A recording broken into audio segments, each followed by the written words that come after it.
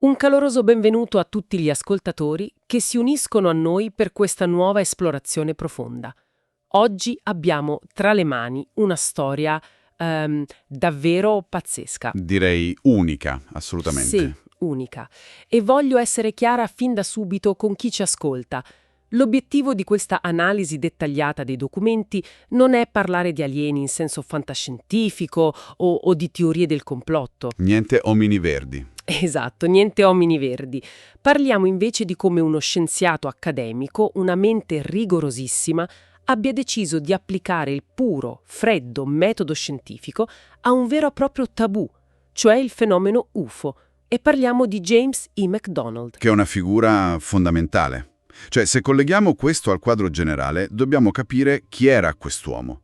Non stiamo parlando di un appassionato di ufologia del fine settimana. Certo. McDonald, nato nel 1920 in Minnesota, era un fisico dell'atmosfera di altissimo livello. Durante la Seconda Guerra Mondiale, il suo lavoro nella meteorologia militare era vitale. Perché un errore lì significava... Significava vite umane, esatto. Un calcolo sbagliato sulla densità delle nubi o sulla pressione poteva far fallire un'operazione aerea.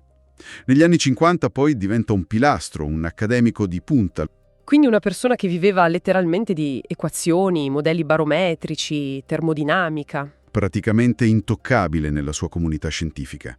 Per lui smontare i fenomeni atmosferici e ridurli a principi fisici era, insomma, il pane quotidiano. E questo ci porta al momento in cui tutto cambia. Cerchiamo di sviscerare questo punto, perché attorno al 1966 succede qualcosa. E leggendo i testi, la cosa che mi ha sorpresa di più è che lui non ha avuto un incontro ravvicinato o un'illuminazione mistica. No, per niente. Lui è inciampato nei dati ufficiali. Cioè, per chi ci ascolta, è come se un rispettabile chirurgo decidesse improvvisamente di studiare i fantasmi, ma solo perché ha trovato delle anomalie inconfutabili nelle risonanze magnetiche dell'ospedale. Bellissima analogia. Ciò che è affascinante qui è proprio l'approccio meteorologico di McDonald. Lui leggeva i rapporti dell'aeronautica militare, il famoso progetto Blue Book. Che doveva chiudere la questione, no? Esatto. Doveva minimizzare. E loro liquidavano i tracciati radar anomali dicendo è un'inversione termica. Ma McDonald insegnava quella roba. Quindi si indignava. Diceva no, la dinamica dei fluidi non funziona così. Il suo istinto non è stato dire sono extraterrestri, ma piuttosto raccogliere dati. Ha iniziato a viaggiare a spese sue, intervistava operatori radar, piloti, voleva verificare le condizioni di umidità e pressione in quel preciso istante. Un approccio metodologico spietato. Isolare la variabile ed escludere tutto il resto. E questo ci porta al nocciolo duro dei documenti, a quello che potremmo chiamare il triangolo delle prove, perché lui cercava i tracciamenti simultanei. Questa è la chiave di volta del suo lavoro. Però faccio un attimo l'avvocato del diavolo, basandomi sui documenti. I radar degli anni 60 non erano perfetti. Si potrebbe pensare a un guasto tecnico, tubi catodici vecchi o un'illusione ottica per le condizioni atmosferiche. Come faceva a essere così sicuro di non guardare un eco fantasma? L'obiezione è giustissima e McDonald la conosceva a memoria. Un'inversione termica piega le onde radio e inganna il radar. Ti fa vedere un oggetto che non c'è. Precisamente. Ma la statistica cambia quando hai tracciamenti simultanei e indipendenti.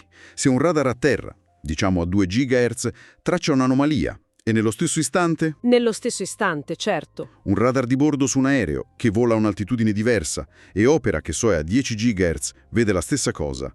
Beh, l'illusione ottica crolla. Perché un'inversione termica non può ingannare due sistemi su frequenze diverse nello stesso identico punto. E se a questo aggiungi un pilota addestrato che vede l'oggetto a occhio nudo, la probabilità di un falso positivo si riduce statisticamente a 0. A quel punto McDonald diceva, ok, l'oggetto è solido, passiamo alla cinematica. E i calcoli sulle accelerazioni sono spaventosi. Leggevo di forze pari a decine di G. Anche 50G in alcuni casi. Ma 50G disintegrano qualsiasi cosa. Un cacciamoderno in titanio si spezzerebbe a metà come un grissino. Il carico di taglio distruggerebbe la struttura portante in una frazione di secondo. E un pilota umano all'interno, per quanto protetto, verrebbe ucciso all'istante. Quindi oggetti che passavano dal volo stazionario a Mach 2 o Mach 3 con virate ad angolo retto. Roba che ignora completamente le regole dell'aerodinamica. Totalmente. E di fronte a questa fisica dell'impossibile, la reazione ufficiale fa quasi sorridere. Pensiamo al caso del lago Michigan menzionato nei testi. E il caso del 1966.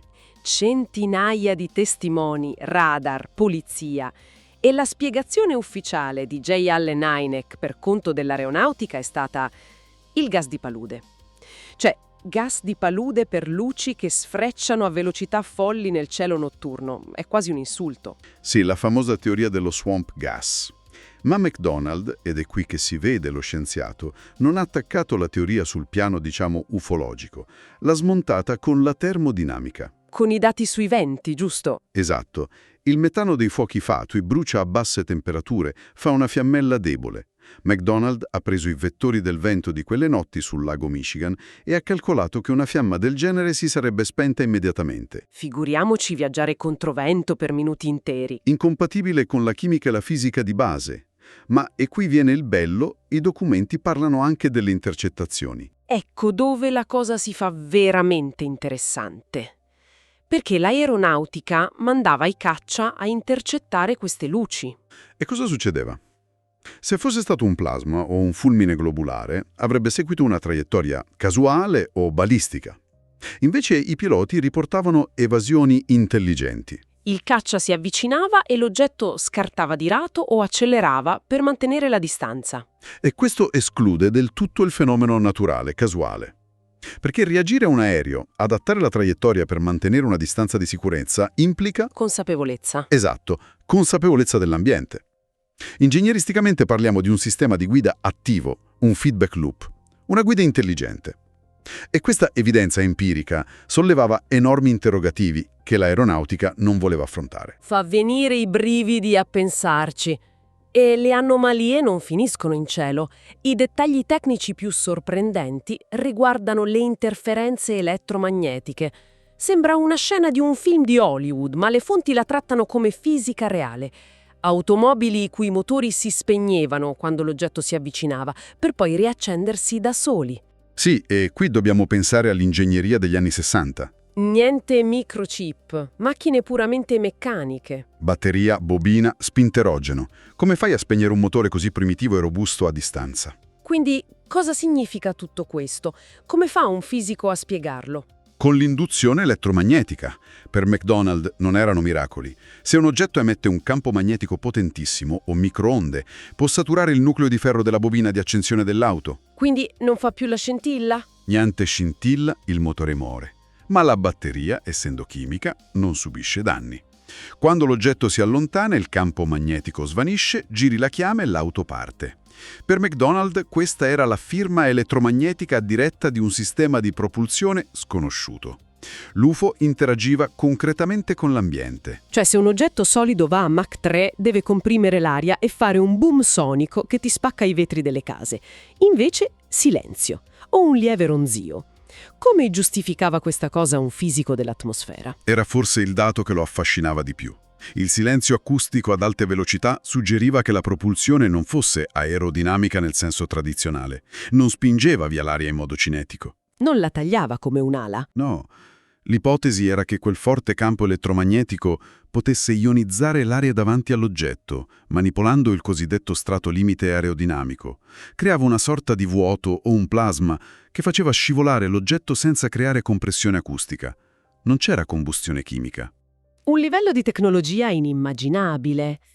E con tutti questi dati, questi calcoli alla mano, McDonald arriva al 1968, il culmine pubblico della sua carriera. La testimonianza al Congresso degli Stati Uniti. Un coraggio enorme. Ha denunciato le indagini superficiali delle istituzioni. Praticamente li ha accusati di pregiudizio antiscientifico, chiedendo un'indagine vera. Ma la sua audacia derivava da un fatto preciso. McDonald era convinto, anzi sapeva, che esistessero dati classificati trattenuti dalle istituzioni. Dati migliori di quelli civili? Molto migliori. Radar della difesa NORAD, sistemi di tracciamento missilistico ad alta risoluzione. Ha cercato invano di accedervi. E per compensare ha costruito un archivio impressionante.